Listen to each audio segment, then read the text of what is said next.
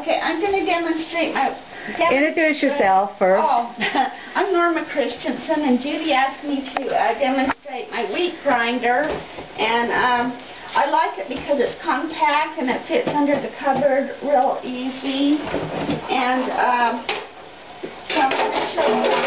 You just put this little silo thing on it to wrap the flour through, and you grind it, and it has several different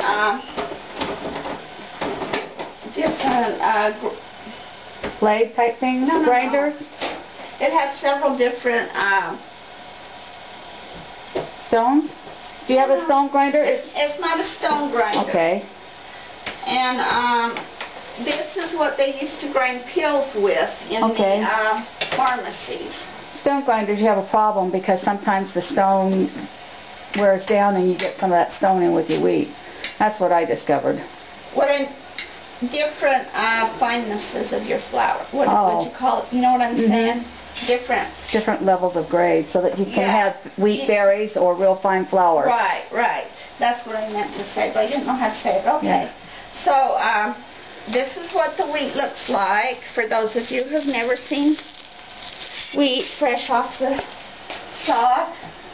And then that's white wheat. That's not red wheat. Yes, this is white wheat. It's a little bit softer wheat. Yeah. But you can. I've used red wheat in here too. You can use any kind of grain in here that's dry. You can't use anything that's wet, like beans or things like that. Oh, I didn't realize beans was considered wet.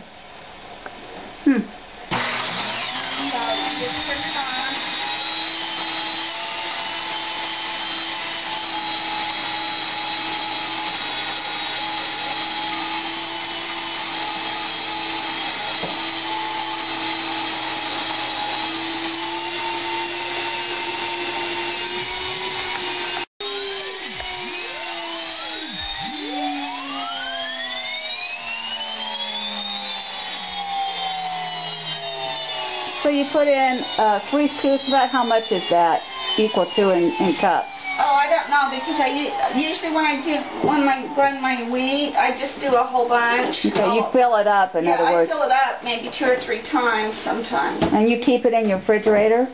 No, I just put it like right down. Oh, okay. I'm not a refrigerator flour person. Yeah. And that's what the flour looks like when you get it done. That looks very nice. And I have it on fine, but one of these cans of wheat will make about 1.5 cans of flour. Oh. So you get more.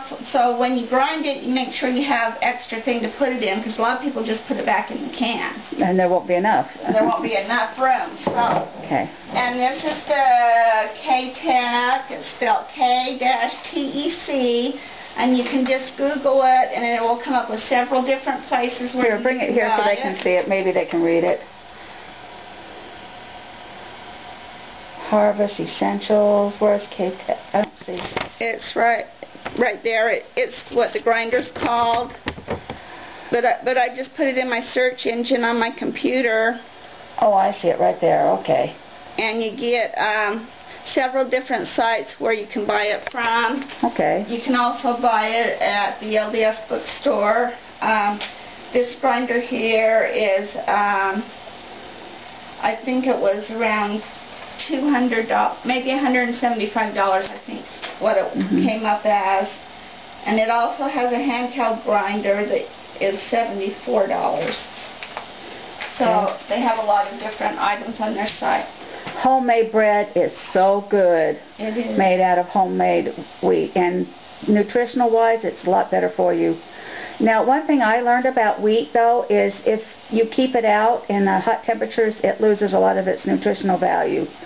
So that's why I was asking about refrigerating, because a lot of people, if they don't use up the wheat really quick, they'll grind up just enough to do a couple of days worth of bread, and they keep it in the fridge. So. Oh, well, I usually just grind up what I'm going to use that day, pretty much. But you can use it with gravies and all kinds of stuff, can't you? And I've made whole wheat cookies. Ooh, that sounds good. And they're like snickerdoodles, and you use all whole wheat flour, and they're not heavy. They're very light. Well, the white wheat is a lot lighter. Well, even when I do it with the red wheat, it's still really light. Do you mix regular flour with your wheat, or do you use full wheat? I usually mix regular flour in with my whole wheat because I don't like the heavy taste. Yeah. I like. Okay, is there anything else you can think of that they might want to know?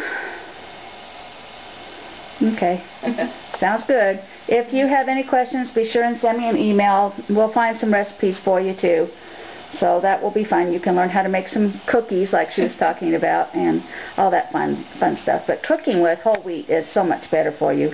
You got to be careful though when you first start your family on it, because you can bind them up if they're not used to it.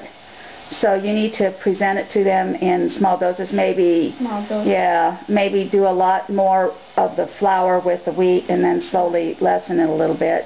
And you can also make wheat berries. You can soak your wheat in your crock pot for a little while and throw it in with, I used to throw it in with my chili and my goulash and, you know, a whole bunch of everything. It adds a little fiber to the... Well, my mom used to throw it in a thermos at night.